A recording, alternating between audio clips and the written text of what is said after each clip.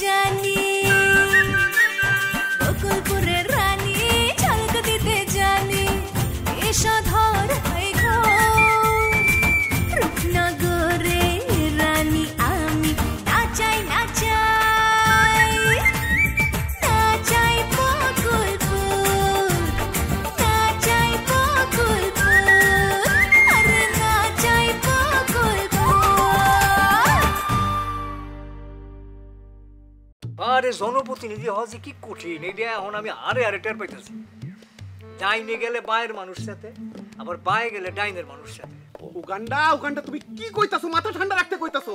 আমার একমাত্র মায়ের গায়ে হাত তুলছে আর আমি মাথা ঠান্ডা রাখবো? তো আরে মন খারাপের কিছু নাই, আপনি খালি একবার কন, তাহলে আমি আপনার বাপের কাছে গিয়া আপনাকে ব্যাপারটা পুরোটা খুইলা গমু। তার মানে আপনি কি বলতে চান? এই ভাষায় কথা বললে বুঝি আমি ইংরেজি শিখতাম পাইতাম না। এইটা লইয়া তোর লাগে আমি কথা কইতে চাই না। ধরেন আব্বাস চেয়ারম্যান আমার এখানে পাঠাইছে, তিনি বলছেন দুই পক্ষের সাথে আলোচনা করে এই বিষয়টা নিয়ে মীমাংসা করতে। মন্ডলগো লগে আমি কোনো আলোচনায় বসতে চাই না।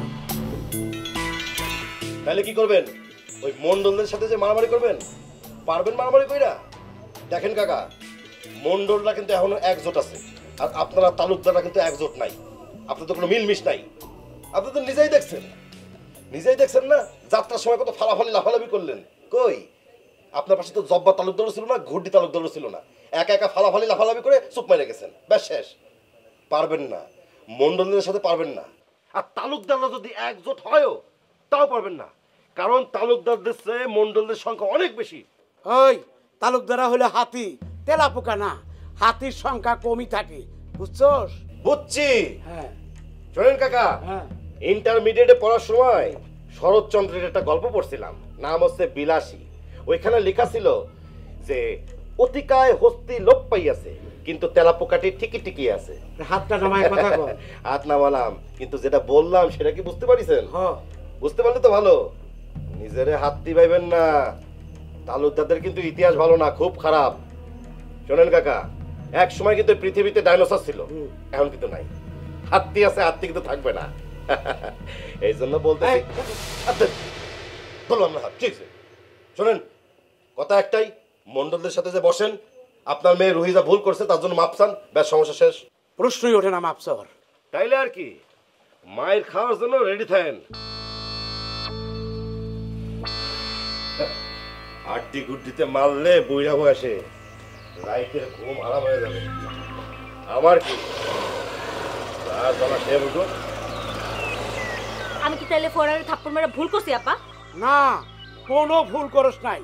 আমি এই বিষয়টা নিয়ে আব্বাস চেয়ারম্যানের সাথে আলাপ করুন, প্রয়োজন হলে থানায় যাবো, তা ওই মন্ডল গোর লগে আলাপ আলোচনায় যাবো না।